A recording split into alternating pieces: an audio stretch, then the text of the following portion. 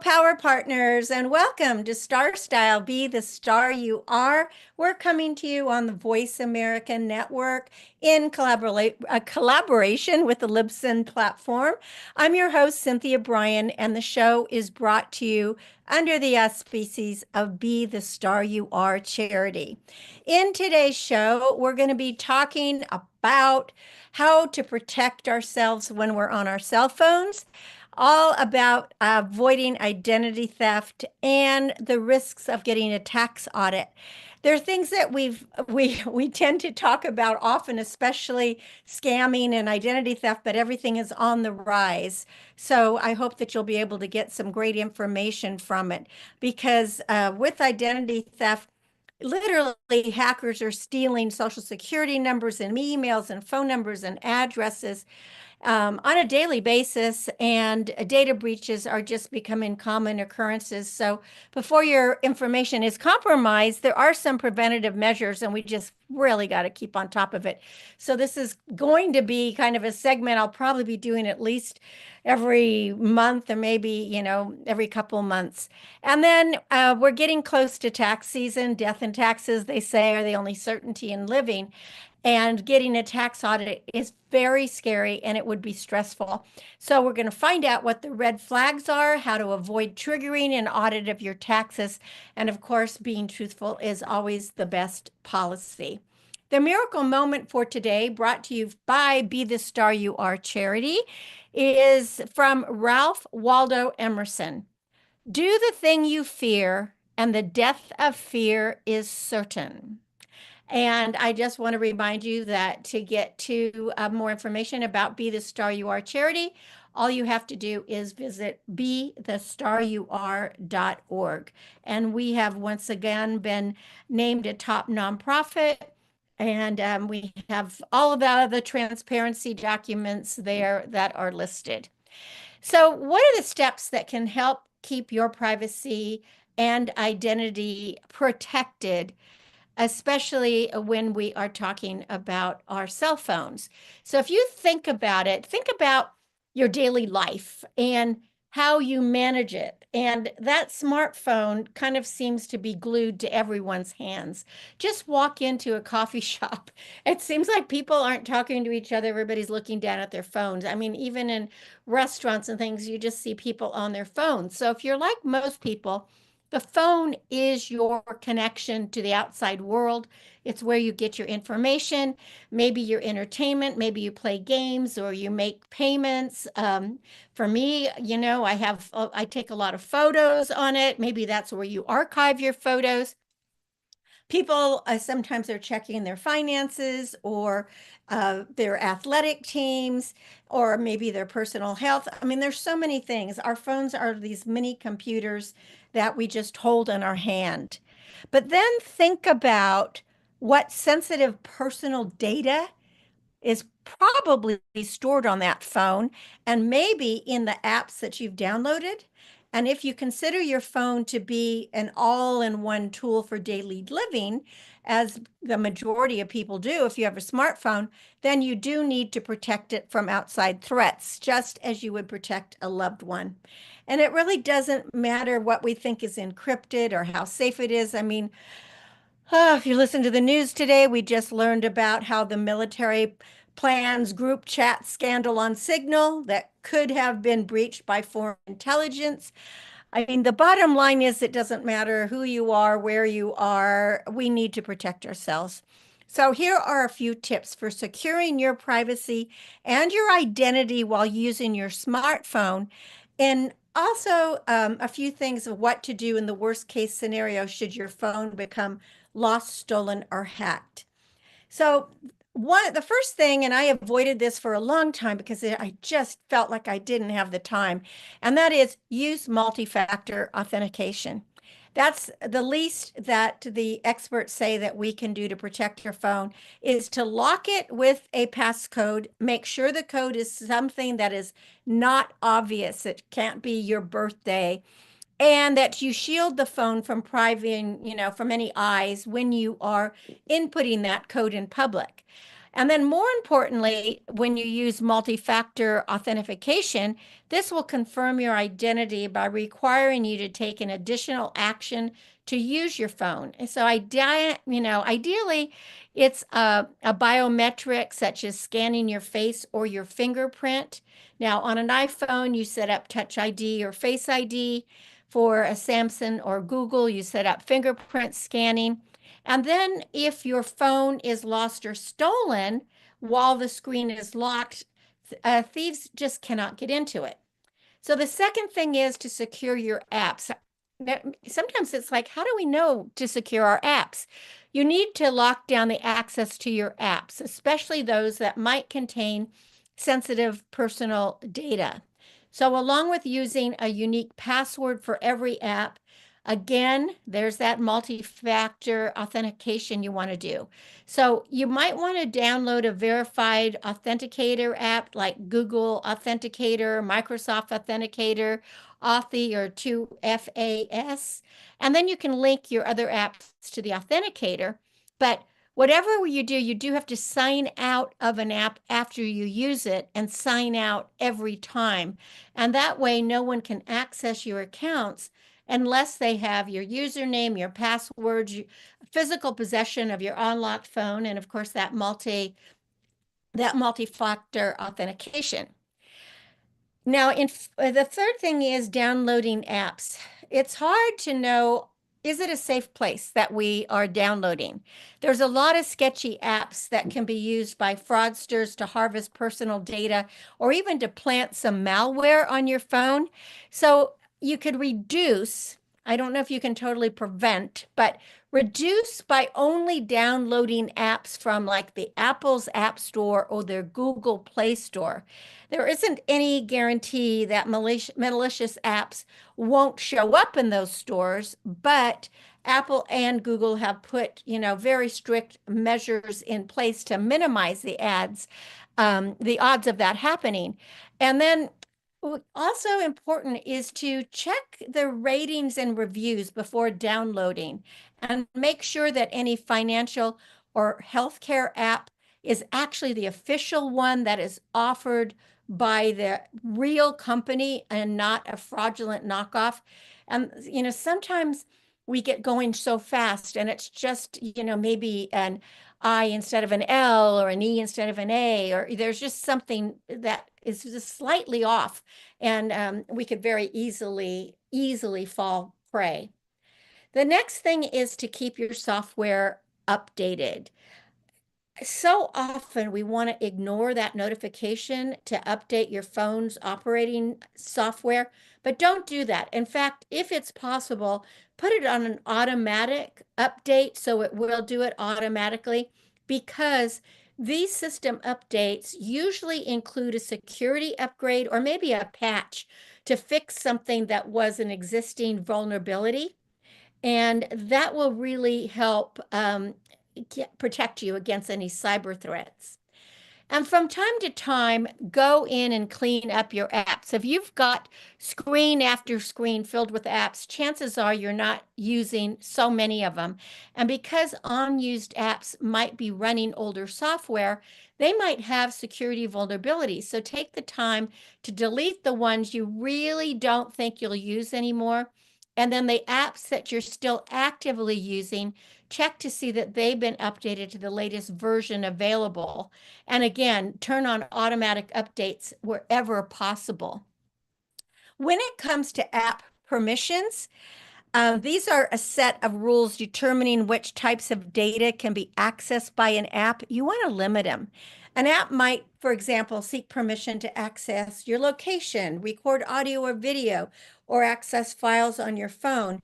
And this really raises a privacy concern, especially because some apps collect this data and then they sell it to a third party. So limit the permissions to prevent apps from collecting any data you don't want to share. And, you can check how to do this on iPhones and Androids. I only know about iPhones, but I just always limit the apps. I usually am saying no to everything. Now, when you go to public Wi-Fi networks, those are actually magnets for bad actors who want to spy on your location or your online activities. You know, the free networks that you get, you go to the airport or you go to a coffee shop. Sometimes there are even fakes that are created by fraudsters that would install malware on your device and steal your personal info. So if you must use public Wi-Fi while on your phone, be sure to first set up a virtual private network, that's a VPN, such as Safe Wi-Fi from IDX. What a VPN does, it encrypts your Wi-Fi connection to keep your privacy protected. And then also you want to back up your data. Regularly back up your iPhone's data so that it's securely stored in the cloud. Again, you'll have to find out. There's information on how to do that. If you go to the Apple info, for support, you can find that, and the same for Android. And that will help to ensure that if the device is lost or stolen, you'll have access to any files or settings. And then find lock if you need to, if you're, let's just say that if your phone gets lost or stolen, you won't need to panic if you have that Find My Phone feature. So, along with keeping your data backed up, you want to remotely lock the phone. So, for iPhone, you can use Lost Mode from your iCloud.com. And for newer Android phones, it's like a remote lock, and it lets you lock a phone from another device using your phone number and a security challenge. And if you need to remotely wipe, which means just completely erase everything, all the data on your phone, be sure that you have a cloud backup. And again, just go to Apple to find out how to do it on your iPhone. And then you can also, I have on my iPhone to track the location of a lost or stolen phone, and that's Find My Device. And several years ago, I had, when there was a contractor working at my house, one of the workers stole my iPhone. And I I clicked on the Find My Device, and it was in this guy's truck, and he had automatically downloaded all kinds of stuff, not from my phone, but like movies and games and all of this stuff. So that Find My Device is a really helpful thing. So hopefully those tips will give you some peace of mind, but just remember to do it. And maybe if you're like me, you don't store personal things on your phone. I really use my phone to take pictures, to make calls, and to get texts and then some emails when I'm out. But I really don't want to store much on my phone. I am not one of those that uses it, as my main computer. But whatever you do, try to be safe, and hopefully those tips will help. You're listening to Cynthia Bryan. This is Star Style. Be the star you are. We will be right back, but we're going to go right into talking about how to protect ourselves from any kind of identity theft. So stay with me.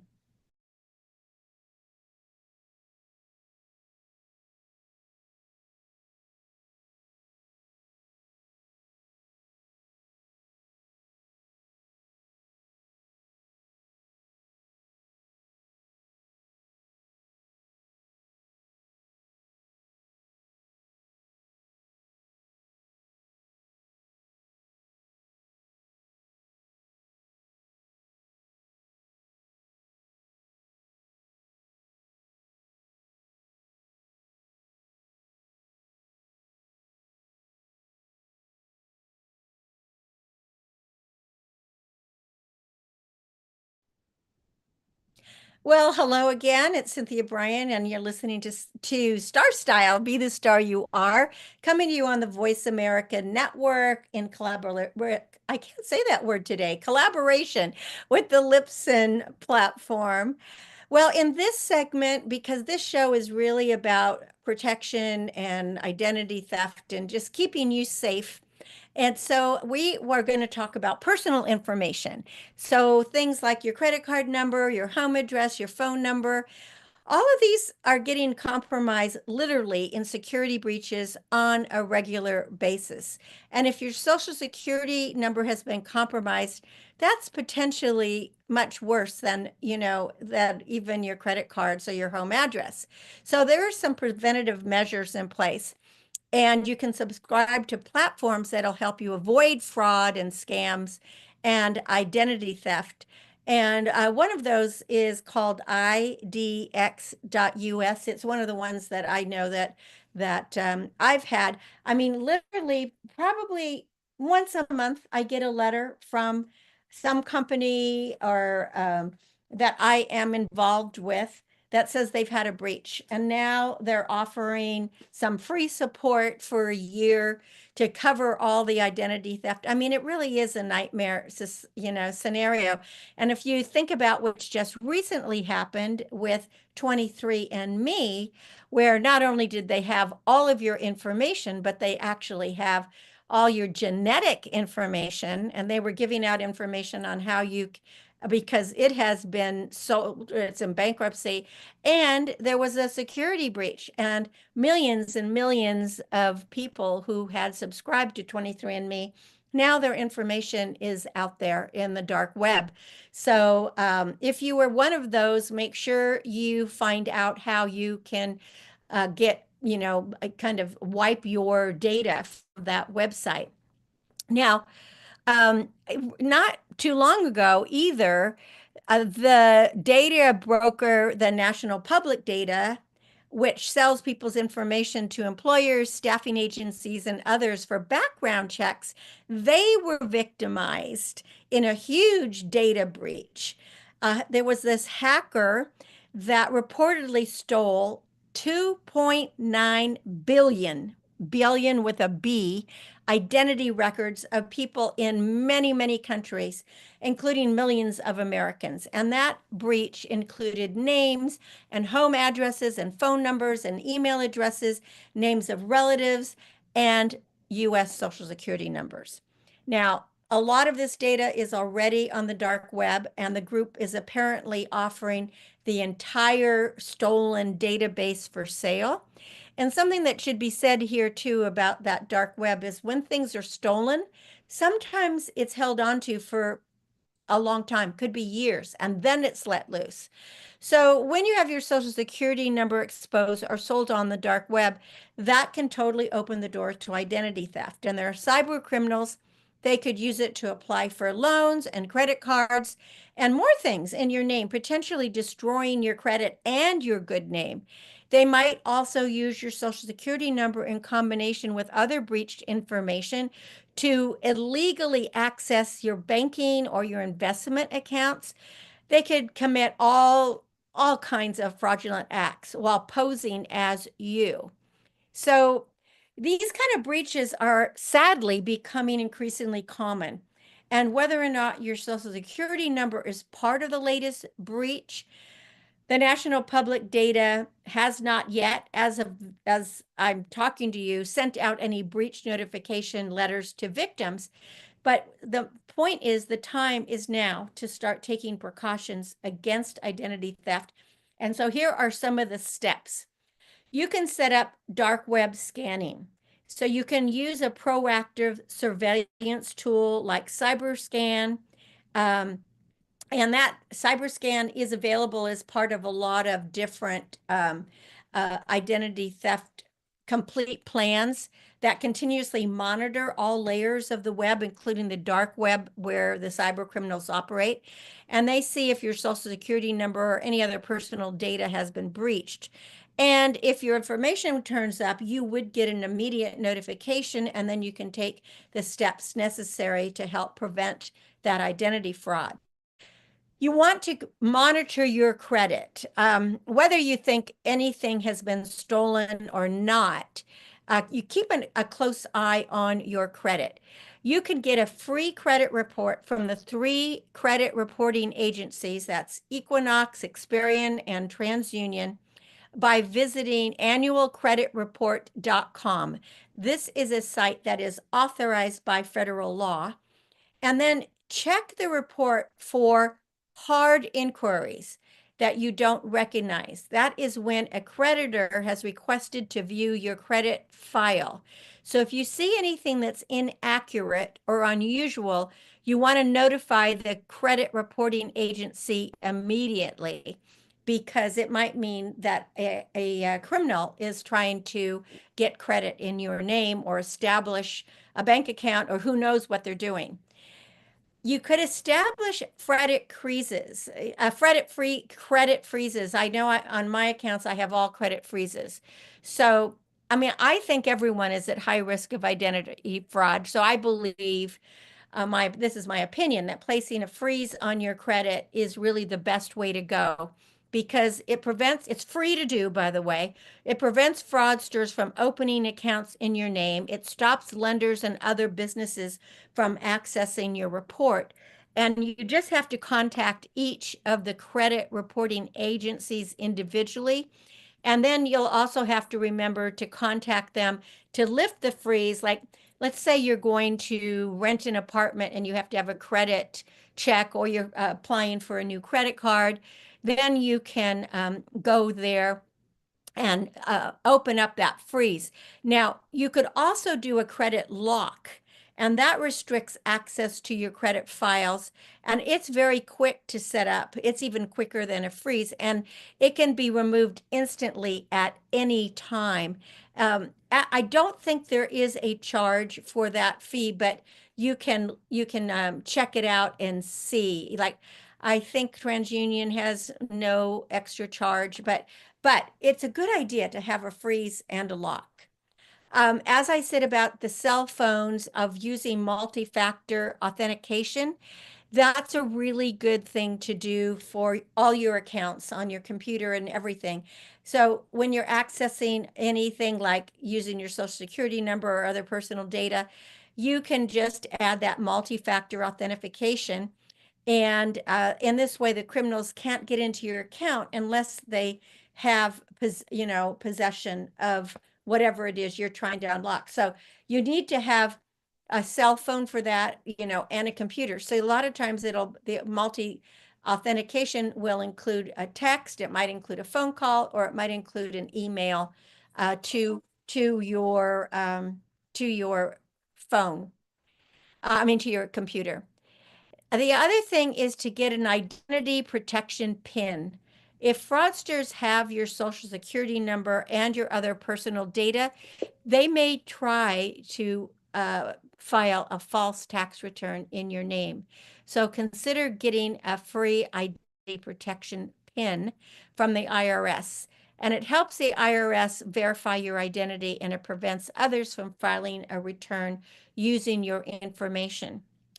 Now, what do you do if you become a victim of identity theft as a result of some data breach? Well, there are some steps you can take towards recovering your identity, and you can go through the process on your own.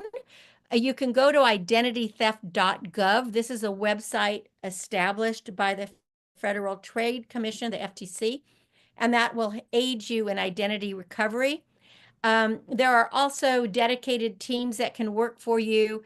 If you already have a program, like I have a few different identity theft programs that I am signed up to, they usually have like a $1 million coverage for you that protects you.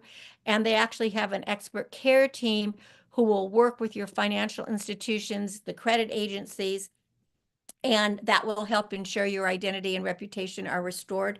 Also, sometimes your insurance, either home insurance or renter's insurance policies, you might have this coverage on your homeowners or your rental policy. So talk to your broker or look at your coverage to see if you have it. But again, the most important thing is to keep your computers locked, your phones locked, download all updates, no matter what it is, use multi-factor authentication, use identity protection pins whenever, freeze your credit, monitor your credit, set up that dark web scanning. That will all help with everything and you will hopefully avoid those nightmares. Well, you're listening to Cynthia Bryan. This is Star Style. Be the star you are. We'll be back with a business bite, and then we're going to look at how to avoid a audit from taxes. Don't go away. This is Star Style. Be the star you are. Be back.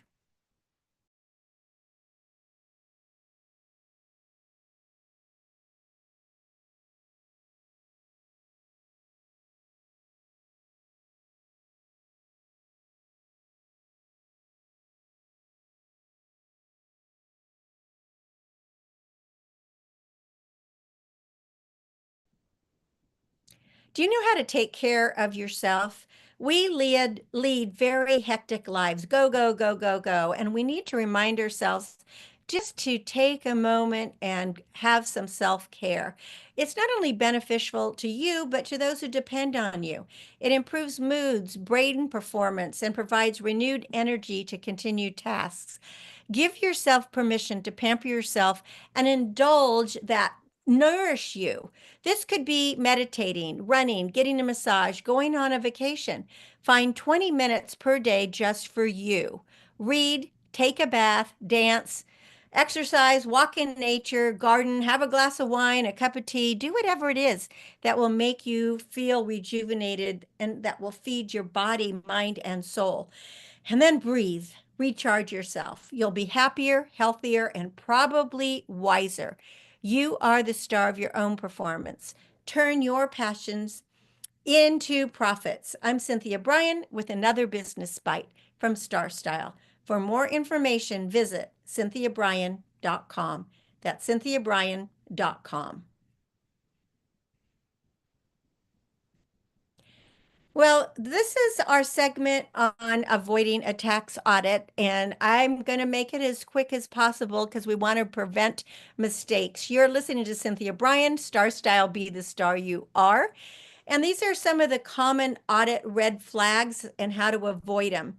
If your federal tax return has been selected for examination, a few pieces of correspondence evoke so much anxiety. You know, an audit notice is just scary. After all, not only can the IRS audits be extremely time consuming, but sometimes you have additional taxes, you might have interest, you might have penalties.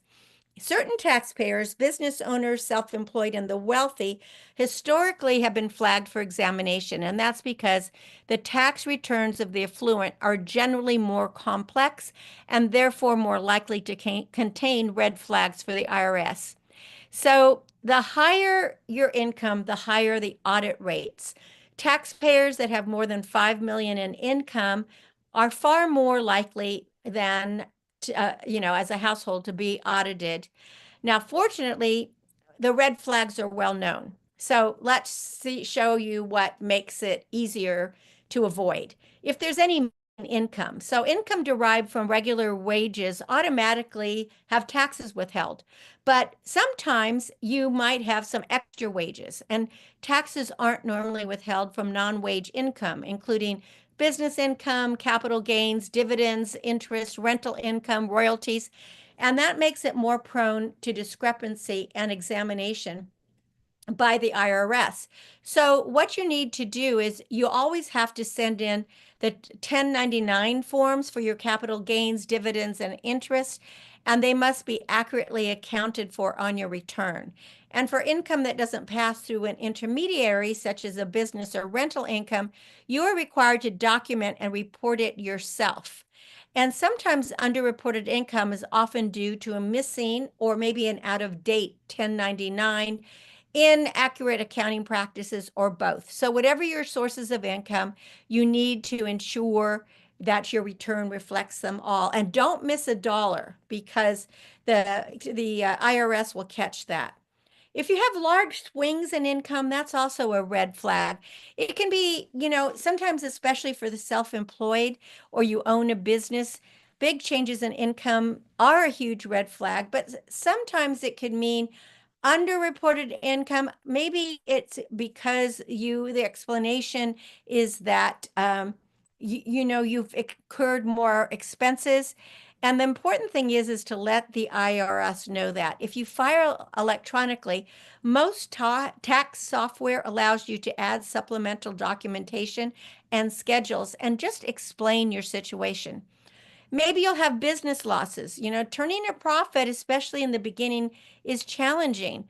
And you're less likely to be audited than the first few years. But if it's a loss, a continual loss, then the IRS is going to want to know why. So keep careful records. And they say to keep them for 7 years that detail every dollar coming in, going out of your business. And if you are a sole proprietorship, the IRS may question whether it's a hobby. So we have to be very careful. And then if there's questionable deductions, you don't want outsized charitable deductions or, passive losses on a rental property, or you can't take on qualified home office deductions. You have to be self-employed to conduct the majority of your business from your home. So you can't deduct the home office expenses just because you're working from home. Another red flag is undervaluing assets. So, estate tax returns tend to be audited at a fairly high rate, and the biggest reason is undervalued assets. So, we don't want to do that. Just remember that the buck always stops with you. And even if you hire a tax professional to prepare your return, the accuracy of your filing ultimately falls on your shoulder. So, read those returns. They're hard to read sometimes if you have, accountant do it for you. But if you don't understand something, ask the question. So that's it for this week. I thank you so much for tuning in to Starstyle, Be the Star You Are. You can change your life. You can make your dreams come true. For more information about Starstyle Productions, to purchase any of my books, or just visit the website, cynthiabryan.com. To get involved with the charity, visit bethestaryouare.org. My aim is always to encourage, inspire, inform, amuse, and motivate. And I also want to always bring you the latest information that may help you live your life, more profitably and happily. So until we celebrate next week, remember that love always wins, kindness always prevails, and smiles keep us happy. I'm Cynthia Bryan for Starstyle, thanking you and encouraging you to be your unapologetically authentic self. Go out into the world and be the star you are. Thanks so much for joining me, and be here next week. Make it a beautiful, beautiful 7 days. Thanks so much.